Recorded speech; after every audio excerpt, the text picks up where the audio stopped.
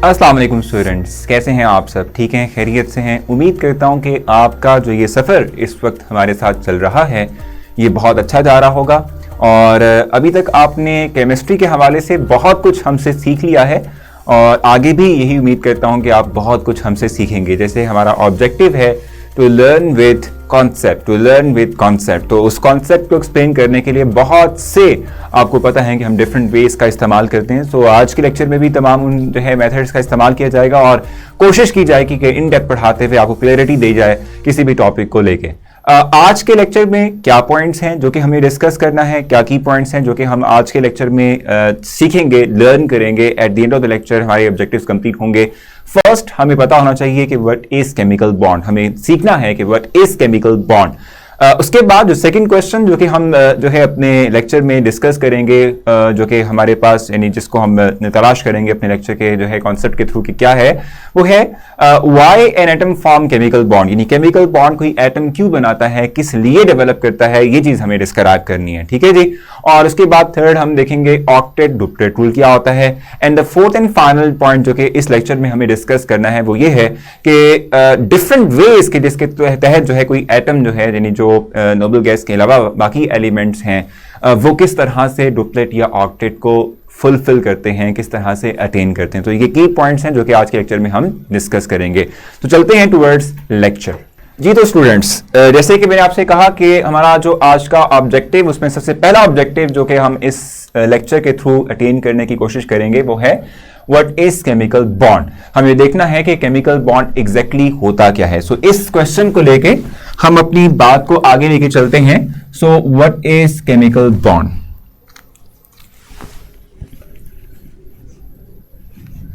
देखें, जहां तक बात है केमिकल बॉन्ड की, सो हम एक दफा डिफाइन भी कर लेते हैं इसको।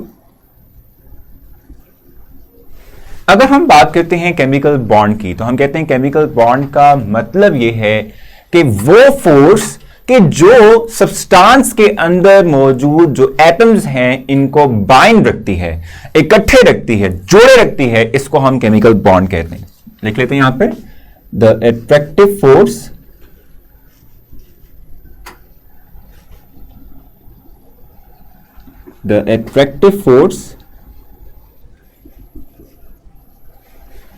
that holds the atom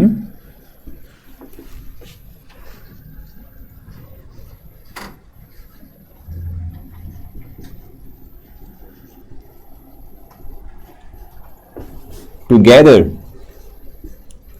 इसको हम कह रहे हैं ये है केमिकल बॉन्ड। इसका मतलब है केमिकल बॉन्ड। ठीक है।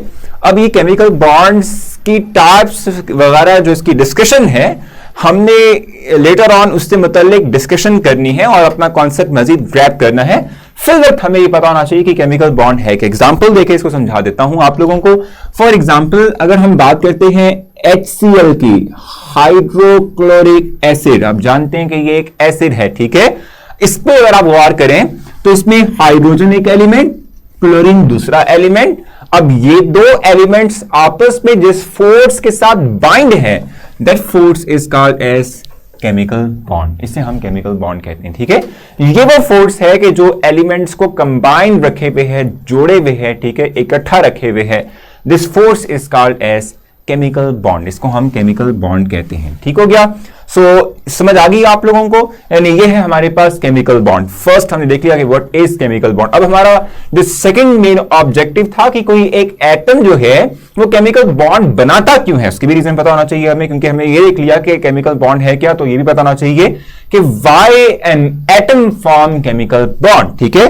सो सेकंड हमारा जो पॉइंट है जिसको हम इस वक्त डिस्कस करने लगे हैं वो है why an atom form chemical bond. Why an atom form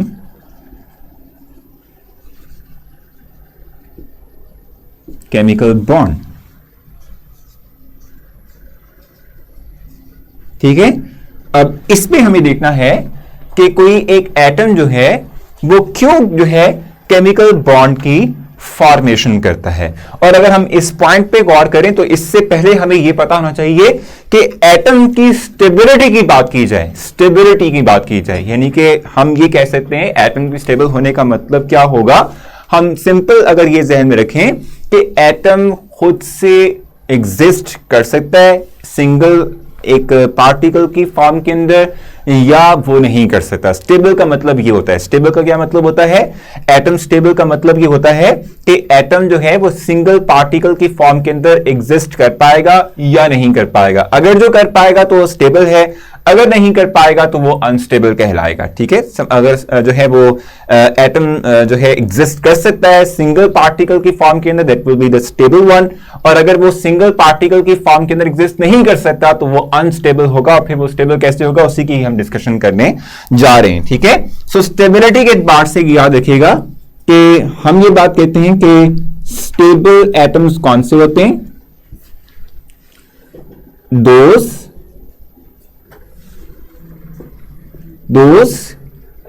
elements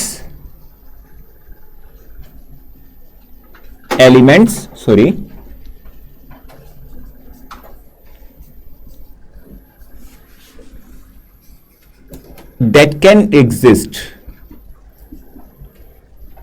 in single particle form।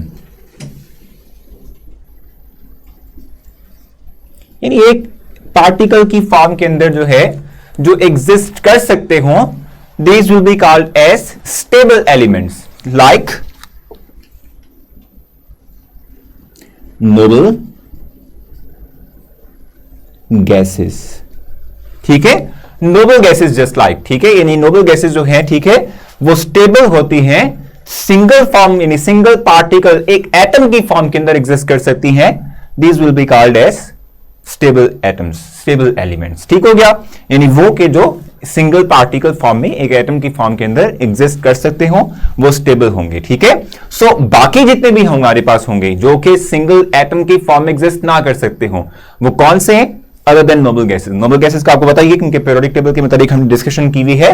Noble gases कौन कौन सी होती हैं भी हम जानते हैं, हीलियम है, नियॉन है, आर्गॉन है, क्रिप्टॉन है, जीनॉन है। दीज आर द एलिमेंट्स के जिनको हम कहते हैं these are the noble gases. ठीक है, इनकी हम बात करेंगे तो दैट आर स्टेबल। ठीक है, these are the stable elements. Why they can exist in single atomic form, ये एटम की फॉर्म के अंदर नेचर में एग्जिस्ट कर सकते हैं, सिंगल पार्टिकल की फॉर्म के अंदर नेचर में इनकी एग्जिस्टेंस मुमकिन है। ठीक हो गया, सो ये हमारे पास हो गए। अब हम जानते हैं कि हमारे पास पीरियोडिक टेबल में 118 एलिमेंट्स हैं, 118 एलिमेंट्स हैं। अब 118 में से इनको निकाल दो, 1 2 3 4 5 इनको निकाल दो। ठीक है, बाकी जितने बच गए 113 112 अराउंड, वो सारे अनस्टेबल कंसीडर होते हैं क्योंकि वो सिंगल एटम की फॉर्म एग्जिस्ट कर नहीं सकते। ठीक है, तो फिर वो क्या करेंगे, they will form chemical bond. क्या करेंगे, they will form chemical bond. ठीक है, यानी कि why an atom form chemical bond, reason समझ आ गई हमें कि to gain the stability an atom will form bond. यहां लिख लेते हैं, टू गेन स्टेबिलिटी।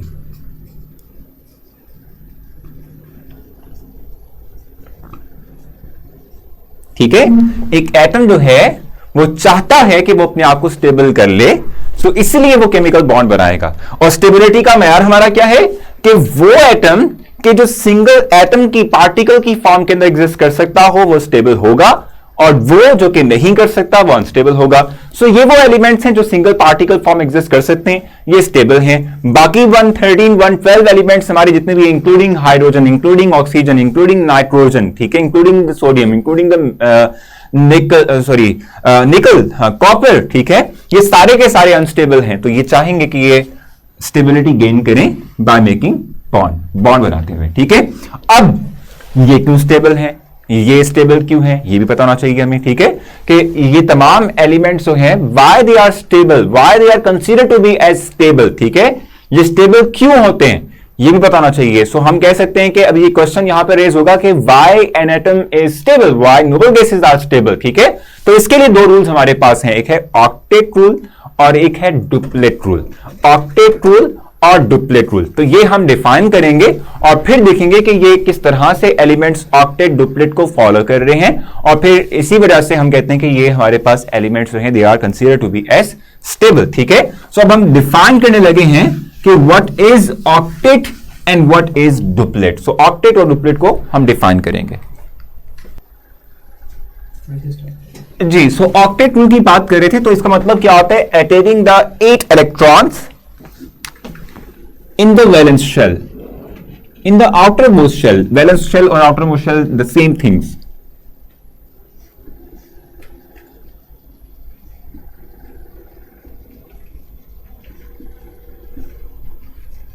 ठीक है, इसको हम कहते हैं ऑक्टेट रूल। और जहां तक बात है डुप्लेट रूल की, तो वो क्या होता है, हमें इस पॉइंट को रेज करना पड़ेगा। सेकेंड पॉइंट हमारे पास है डुप्लेट रूल।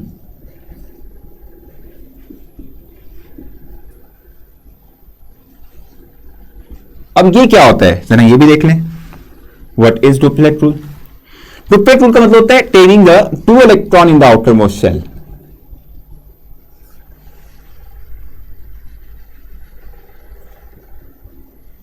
The 2 electrons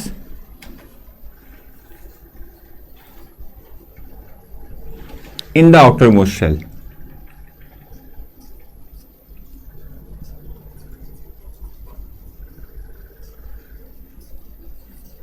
ठीक है, ये दो डेफिनेशंस हैं जो कि हमने देखी हैं ऑक्टेट रूल और डुप्लेट रूल की। ठीक है, अब हमने यहां पर लिखा था कि स्टेबिलिटी, तो हमने कहा था कि वो एटम्स या एलिमेंट के जो सिंगल पार्टिकल फॉर्म में एग्जिस्ट कर सकते होंगे, they will be called as the stable atoms. वो स्टेबल एटम्स कहलाते हैं या स्टेबल एलिमेंट्स कहलाते हैं जो सिंगल एटॉमिक फॉर्म के अंदर एग्जिस्ट कर सकते होंगे। ठीक है, और हमने एग्जांपल ली थी कि noble gases are the stable atoms.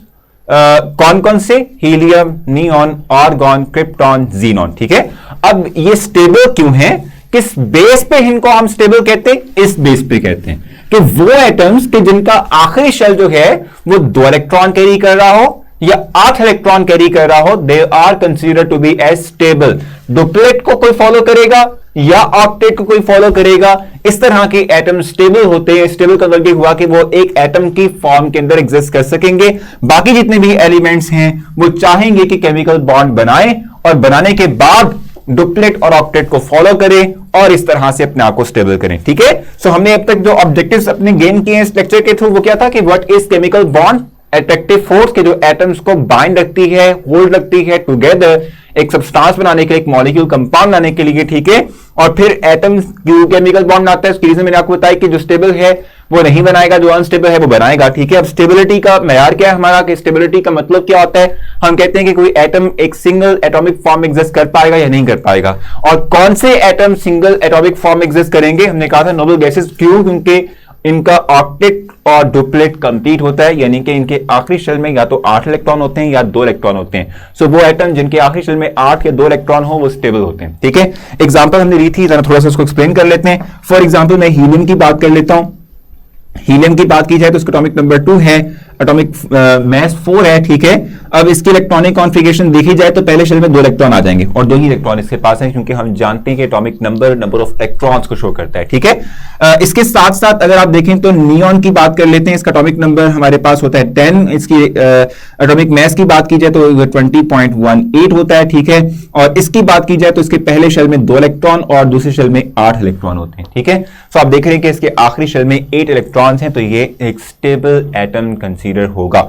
So helium भी स्टेबल है और नियॉन भी स्टेबल होगा। इस तरीके से बाकी भी आप इलेक्ट्रॉनिक कॉन्फ़िगरेशन राइट करके देखेंगे, हीलियम के बाद नियॉन, नियॉन के बाद आर्गॉन, फिर क्रिप्टॉन, फिर जीनॉन। ठीक है, सो तमाम के तमाम एटम्स जो हैं जो कि नोबल गैसेस का हिस्सा हैं, वो सब के सब आखिरी शेल में 2 या 8 का हिस्सा पूरा करते होंगे, इसलिए ये एटम्स जो हैं वो स्टेबल कहलाते हैं। बाकी एलिमेंट्स क्या करते हैं, by making chemical bond nearest noble gas की इलेक्ट्रॉनिक कॉन्फ़िगरेशन यानी आउटर मोस्ट शेल में 8 या 2 का हिस्सा पूरा करने की कोशिश करते हैं। That is why they make chemical bond. ठीक है, केमिकल बॉन्ड की बनाने की ये कोशिश करते हैं। ठीक हो गया, सो यहां तक की कहानी आई थिंक सो आपको समझ आ चुकी होगी। अब एक मजे की मतलब फैक्ट बेस्ड एक जो है आप कहने की बात हम करते हैं। और देखते हैं कि हमारे पास जो है ये जो डुप्लेट और ऑक्टेट की हम बात कर रहे हैं ये एक्चुअली वे में है क्या। जी तो स्टूडेंट्स, हम बात कर रहे थे डुप्लेट की और ऑक्टेट की बात कर रहे थे, और ये हमारा वो मयार है जिसकी बेस पे हम कहते हैं कि कोई एक एटम जो है वो स्टेबल है या वो एटम स्टेबल नहीं है। ठीक हो गया। तो अगर आप देखें, गौर कीजिएगा, अपनी स्क्रीन के ऊपर भी देखें, सोडियम की बात कर लेते हैं। सोडियम का एटॉमिक नंबर होता है 11। ठीक है, चूंकि सोडियम का एटॉमिक नंबर है 11, ठीक है, तो हम ये बात कहते हैं कि सोडियम के पहले शेल में 2 इलेक्ट्रॉन होंगे, दूसरे शेल में 8 होंगे और तीसरे में 1 इलेक्ट्रॉन होगा, जो कि आपको इस वक्त अपनी स्क्रीन पर डिस्प्ले भी होता नजर आ रहा है। ठीक हो गया। अब ये क्या है, unstable, need to get rid of 1 electron, जो कि इसके आखिरी शेल में है। ठीक है, और वो चाहेगा कि ऑक्टेट की कॉन्फ़िगरेशन को, जो नियरेस्ट इलेक्ट्रॉनिक कॉन्फ़िगरेशन है, उसको अटेन कर सके। ठीक हो गया। अच्छा जी, सो क्या होगा कि it will get rid of 1 electron, 1 electron lose कर देगा। जब इलेक्ट्रॉन लूज कर देगा तो फिर क्या होगा, फिर ये होगा कि नियॉन वाली इलेक्ट्रॉनिक कॉन्फ़िगरेशन इसने अचीव कर ली। अब ये स्टेबल है, stable has 8 electron in the outer most shell. ठीक है, सेम वे के अंदर आप देख रहे हैं कि मिडल में आपको क्लोरीन नजर आ रहा है। ठीक है, अगर आप क्लोरीन की बात करते हैं, सो क्लोरीन जो है इसका एटॉमिक नंबर होता है 17। इसके पहले शेल में 2 इलेक्ट्रॉन होते हैं, दूसरे शेल में 8 होते हैं और तीसरे शेल में 7 इलेक्ट्रॉन होते हैं। ठीक है, सो ये चूंकि 7 इलेक्ट्रॉन कैरी कर रहा है in its outer most shell, it need 1 electron more कि इसका ऑक्टेट कंप्लीट हो, ओवरस्टेबल हो सके। तो अब देख लें, यहां पर लिखा हुआ है unstable needs 1 more electron to attain an octet configuration. ठीक है, सो ये 1 इलेक्ट्रॉन को गेट करेगा। इस इलेक्ट्रॉन के गेट करने के बाद अब ये नियरेस्ट नोबल गैस जो कि नियॉन है, उसके ऑक्टेट की तरह से अब ये स्टेबल है। ठीक है, stable has 8 electron in the outer most shell. ठीक है, so why an atom form chemical bond. अब देखिए, ये दोनों तरह से, चाहे वो सोडियम की बात करें, इलेक्ट्रॉन लूज कर रहा है, क्लोरीन इलेक्ट्रॉन एक्सेप्ट कर रहा है, दोनों तरह से ये केमिकल बॉन्ड की फॉर्मेशन नहीं कर रहे हैं। तो इस तरह से अपना ऑक्टेट जो है वो कंप्लीट कर रहे हैं बाय मेकिंग केमिकल बॉन्ड। ठीक है, और ऑक्टेट से ये स्टेबल होते जा रहे हैं। जी, सो फाइनली अब तक हमने जो ऑब्जेक्टिव अपने गेन कर लिए लेक्चर के, उसमें हमने व्हाट इज केमिकल बॉन्ड भी देख लिया, why an atom form chemical bond भी देख लिया, ऑक्टेट डुप्लेट रूल को जो है एग्जांपल के थ्रू एक्सप्लेन भी कर दिया। अब हमें ये भी देखना होगा कि कोई एक एटम जो है वो किस तरह से आउटर मोस्ट शेल में 8 का हिस्सा या 2 का हिस्सा पूरा करता है, यानी कि कोई एटम जो है वो ऑक्टेट या डुप्लेट रूल को किस तरह से फॉलो कर सकता है, किस तरह से इलेक्ट्रॉनिक कॉन्फ़िगरेशन गेन कर सकता है, ये हमें देखना पड़ेगा। ठीक है, so there are 3 different ways. हम वेव्स की बात कर रहे हैं कि how an atom can get 8 or 2 electrons in the outermost shell. ठीक है, so there are 3 different ways, हम उसकी बात करेंगे। ठीक है, there are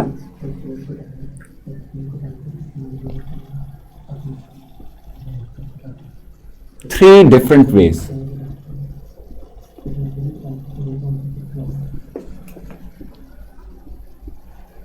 अब वो कौन कौन सी हैं, हमें लिस्ट डाउन करना पड़ेगा। सो हम वन बाय वन डिस्क्राइब करते हैं कि कौन कौन सी हैं अभी।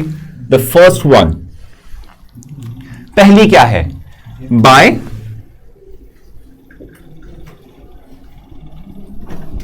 Giving electron.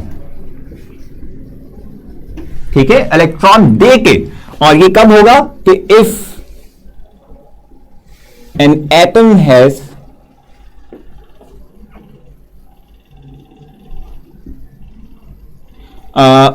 three or less than 3 electrons, 3 or less electrons.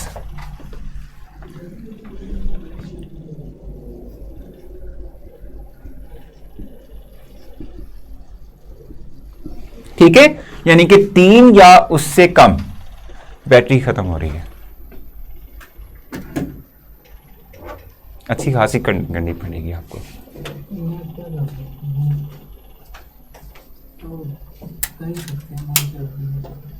ये सारी एफर्ट एडिटिंग का पता कितना टाइम लगेगा, पूरा लेक्चर तकरीबन देखना पड़ेगा बारीकी से।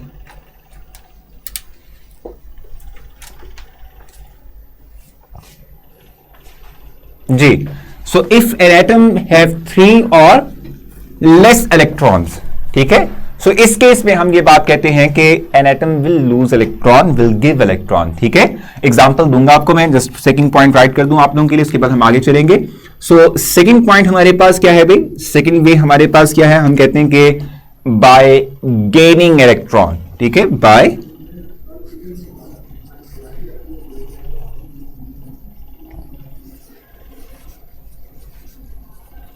Bye gaining electrons. ठीक है, और ये कब होगा, इफ एन एटम हैव 5 और मोर इलेक्ट्रॉन्स।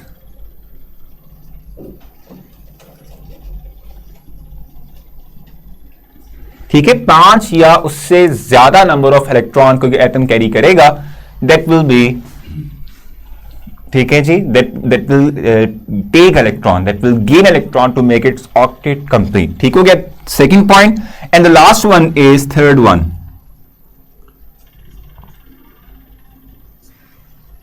Bye sharing electron.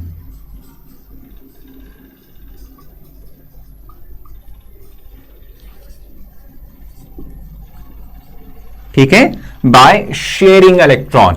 सो ये 3 डिफरेंट वेज हैं कि जिनके थ्रू कोई एटम जो है वो अपना ऑक्टेट कंप्लीट कर सकता है, इवन डुप्लेट कंप्लीट कर सकता है। ठीक है, फर्स्ट की बात हम करते हैं, जस्ट लाइक मैं आपसे कहता हूं कि क्योंकि गिविंग इलेक्ट्रॉन की हम बात कर रहे हैं, तो अभी मैंने एग्जांपल भी आपको दी थी, सोडियम की एग्जांपल दी थी, उसी को हम थोड़ा सा रिपीट भी कर लेते हैं।